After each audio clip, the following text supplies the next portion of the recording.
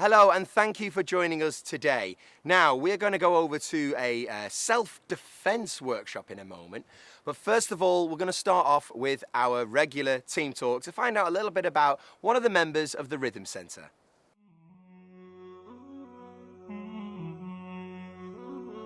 Asif Zabeer, aka Fishy. Events coordinator. Everything, anything, anywhere, anytime. Football, FIFA, PS3 online. I think it's a close call between Azza and Faisal, but seeing Faisal runs the ship, it will be Faisal. Not Azza actually. Actually Faisal. No, I'll go with Azza.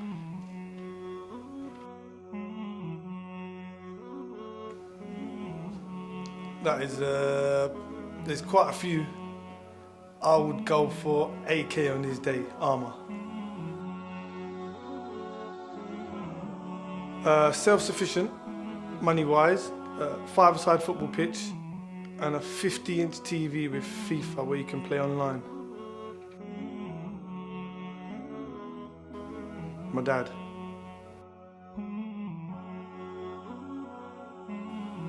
Kaiser. Always.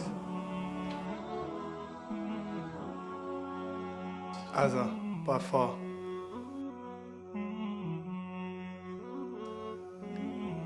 Kaiser.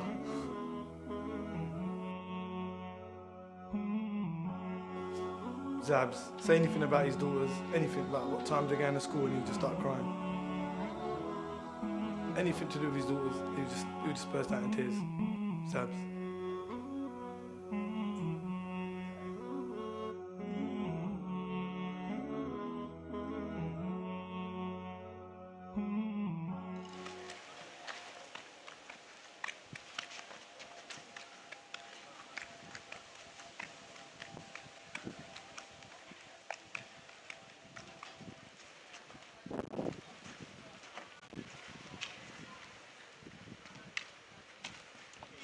One, two, three, four. Show me.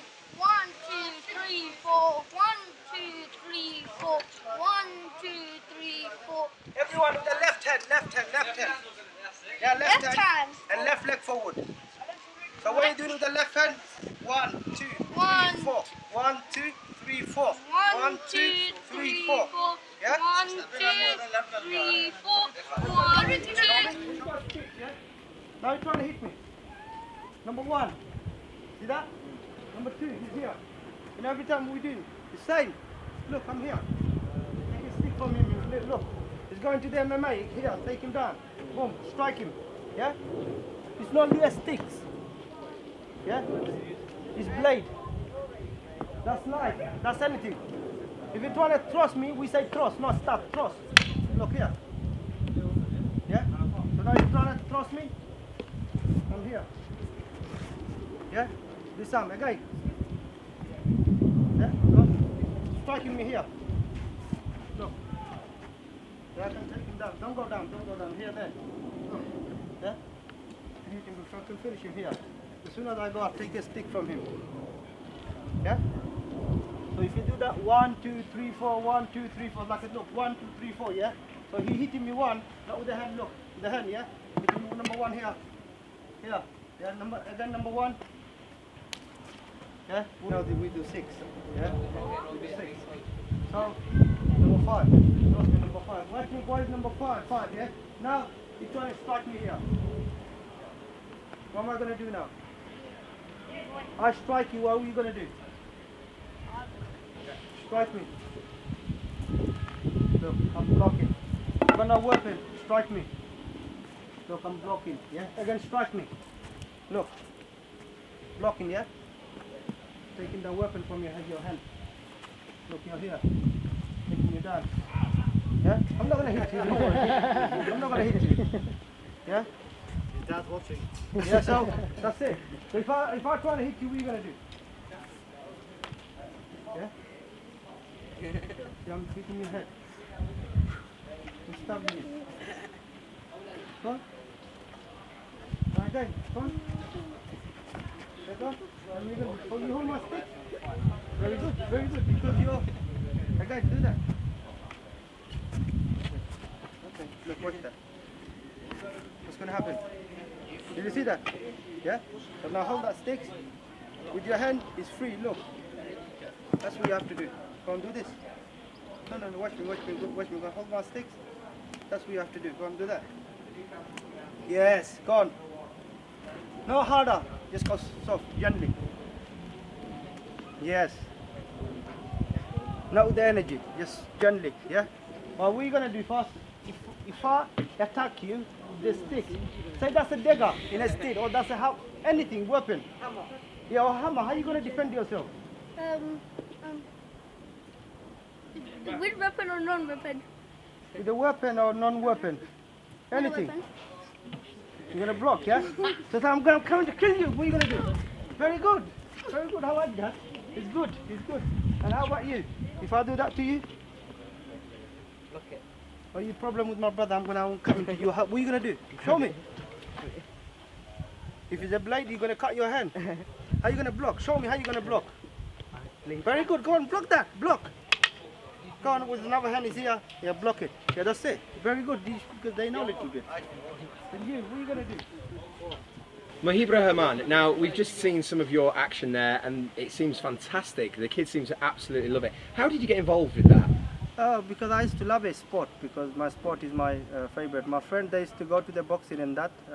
But when I grow up in this country, used to be not many Asian people. So we grow up with the English, black, everybody people. So then my friend, they used to took me today, when they used to box, they said, come and see what we've been doing. I said, no, I don't like it. That's a really violent thing.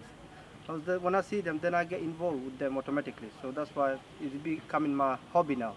So some people, as you mentioned, the violence there, some people do see this combat exercise as a bit violent. How would you dispel those rumours?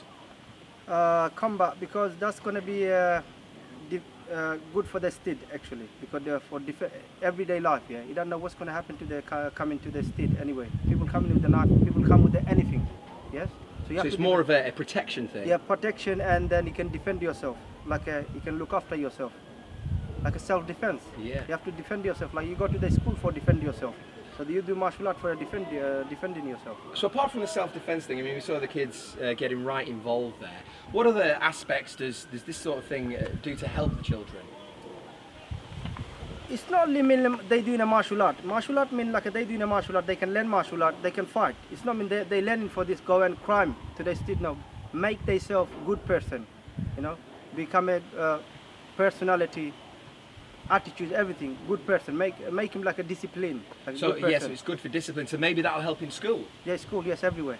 So do you take this to schools and places like that, or do you just bring it to maybe youth centres and stuff? I bring to the youth centres. I'm just now trying to take into the schools. So I'm trying to do. I'm gonna start teaching probably after the Ramadan. Some of them school they asking me to do that because I'm working. That's why I don't have a really time. So you think it'd be beneficial for people of all ages and all faiths? Yeah, it's all faith is beneficial for the martial art. Yeah. Fantastic workshop there. Great insight into how self-defense can be very important for the mind and body. Now we're going to go over to the Jihad Challenge. It's Tug of War today. I'm going to hand straight over to Bilal. So previously we saw in the Jihad Challenge, we saw Ahad beat Joino in the Archery Challenge. Next, we'll come to round 2. And now over to the Tug of War.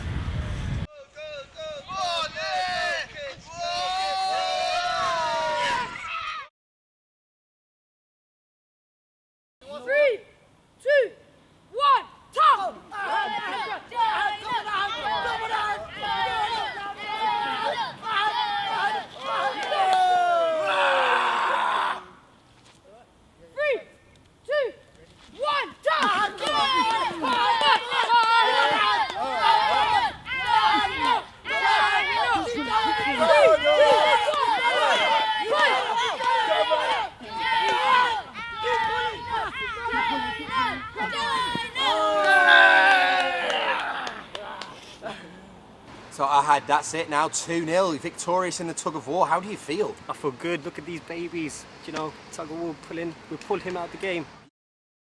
To be fair, you know, I thought let them win. You know, Let them go 2-0 Make up? them think that they're ahead, and then we're gonna hit them hit them where it hurts. Talking about hitting them where it hurts, the next event is boxing. That's exactly right. So are you feeling confident with boxing? I'm You don't definitely necessarily look like a boxer. Trust me, don't be fooled. I come from a family of boxers. Really? Are you making that one up as well? Uzi Ahmed's related to me. Check him out on YouTube. Is this all? Is this true, or are you making this up? It's the real deal. We shall see.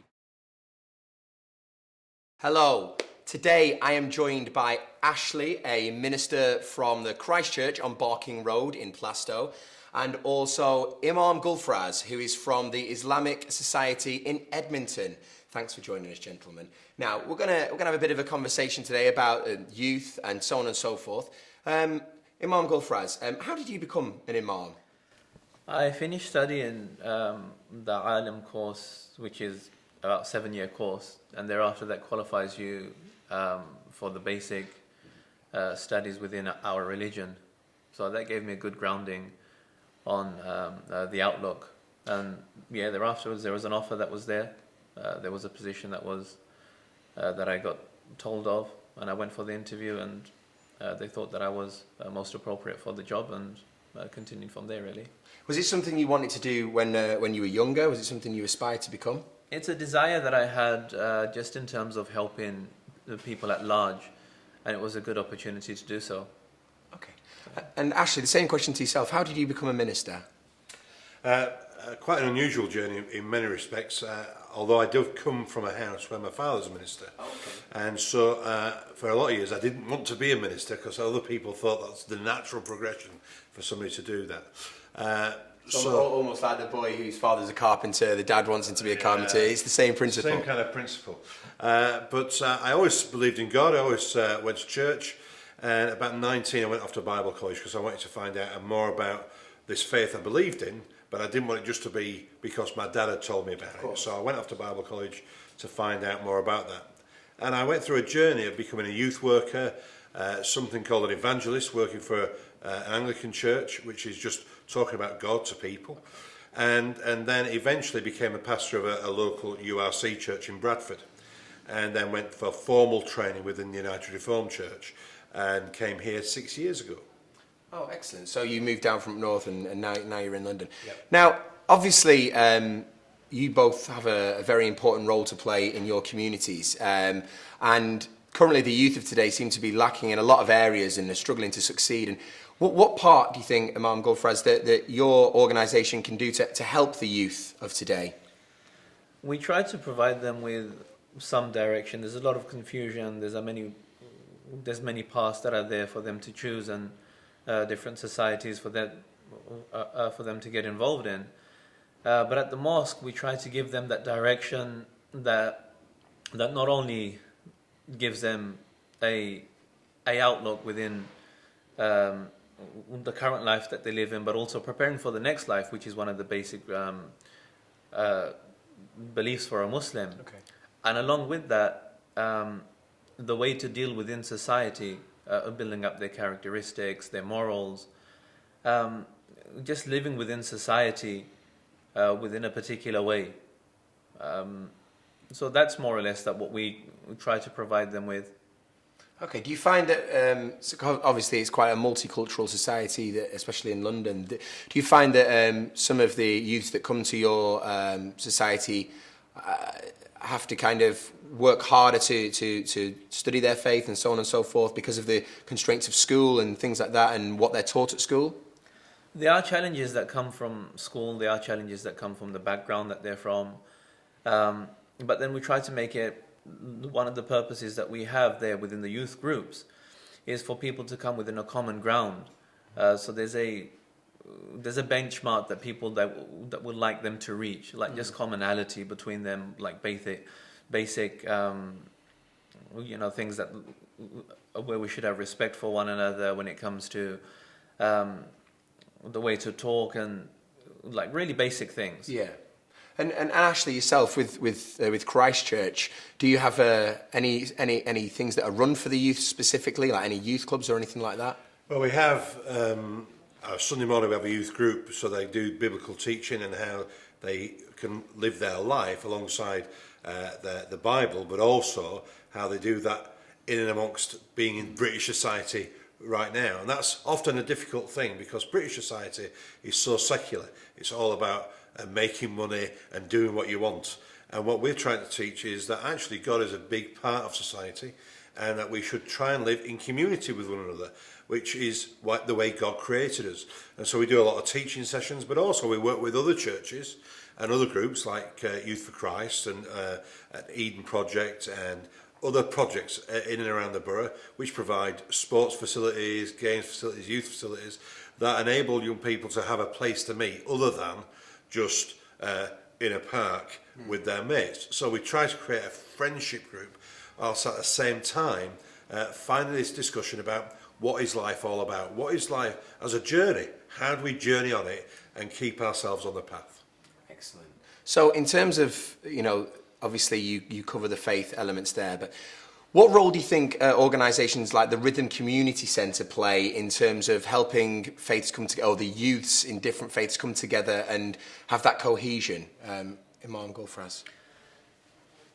I think within our religion, for many of our young people, they believe that religion, it's only worship, whereby when it comes to our religion, it's just more than that. It's about life in general, it's about all aspects. But I think just to break the ice there, we have youth groups whereby for people that believe like the mosque or the church, it's just for worship, and that's all what they do there. So youth groups like Rhythm and the other places, they break the ice and say, look, that it's not just about worship, but also there's other parts of the religion that we can enjoy too. And part of that, some of the things that happen here, there's games, there's entertainment, whatever else happens within the barrier of what Islam wants us to do. So I guess it's just both things that do need to work together. So the youth groups, we have that for people to come in, but ultimately the goal is for us to recognize the fact that life is part of worship, and just a bridge really to get to the ultimate goal of recognizing life and what it's supposed to be for. Okay. And Ashley, I mean, in terms of, as I say, the places like the Rhythm Community Centre and other youth centres alike, do you think they play an important role in having that cohesion in society between different faiths and cultures? I really do think they do. I think there's a place where cross-culturally people can learn about each other without necessarily having to believe what the other believes, whilst it's been a forum for discussion and also a place where people understand other people. The biggest problem we have in society is where people don't understand other people and make assumptions about other groups, and therefore people are able then to say, oh, they're not like us, so we'll cause some friction. One of the great things about something like Rhythm is that there's a place where people can start to discuss perhaps part of who they are and recognise that for both in Islam and in Christianity, worship isn't just about going to a place of worship once a week. It's actually about the whole of your life before God. And therefore, it's really important that we see it as a holistic approach and say to young people, it's not just a bolt-on extra like you get with a mobile phone. It's actually part of the DNA of who you are. And God's created you to be like that. So why don't we, as a community, start to talk to each other without having the need to say, actually, I want you to believe what I believe, whilst just trying to get to know one another better, so where we have common ground, we can work together for a better society. I think that's a very important point, that actually, we can all live together very happily, and that's not an issue. And I think the youth are a good example of how that can be achieved. I mean, like I say, at these youth centres, there is no boundaries, and everybody gets on really, really well. So that's fantastic. Now, the Rhythm Community Centre does provide role models as well and things like that. I mean, I want to ask you gentlemen a couple of questions about being a role model. I mean, Imam Gulfraz, what do you think are key characteristics of a role model? I think some of the characteristics is what the priest just mentioned. First of all, it's respect. Respecting yourself for who you are, respecting the community members, respecting the other faiths and religion. So I think respect plays a major part and it's something that's mentioned within the divine scriptures as well. So definitely, respect is one, having good characteristics, good morals, where it's not just part of the religion, but also something that's accepted within society. Normally the two they do go together. It's something that the Prophet ﷺ has mentioned, that one of the major things that will take people into paradise is their characteristics, their morals. So I think that that's very key.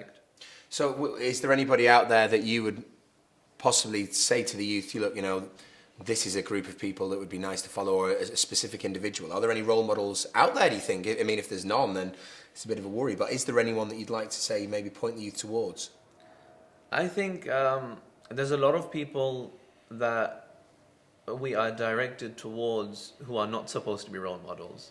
The idealization of many celebrities, perhaps, that are given the glamour, and that's probably some people that we shouldn't be following. But otherwise, there's a lot of people that perhaps, when it comes to their characteristics, when it comes to their humility, and like godly people who have good characteristics within them, sadly the limelight's not really on them. And Ashley, was there any key points that you missed out there? What would you say are the best characteristics of a role model? And also, is there anyone out there that is a role model that you see for the youth?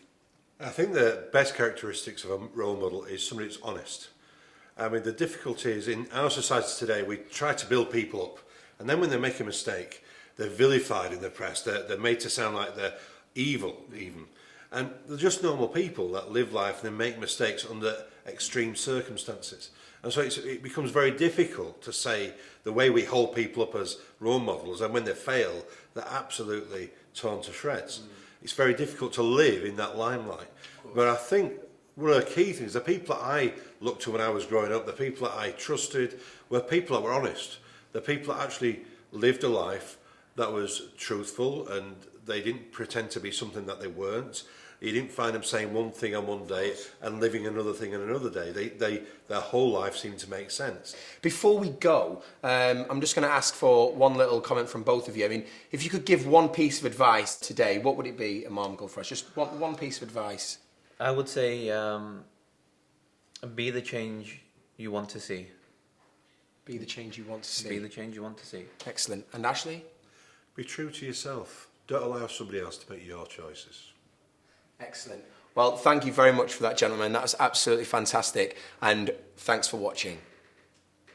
The main advice that if I could give anyone would be positive throughout your whole time when you're trying to find a job. It can be quite demotivating when you're sending out thousands of CVs to different companies and you get very little back. Sometimes it's even good to just pick the phone up and call the actual individual that is recruiting and have a conversation with them. But remain positive at all times. You will get a break at some point. Everyone does. Just make sure that you try your hardest. Use different options. Use your networking skills to try and get the first stages to get that interview. Great piece of advice there. Once again, guys, thanks for watching. We look forward to seeing you on our next episode. And from me and all the team, thanks again and goodbye.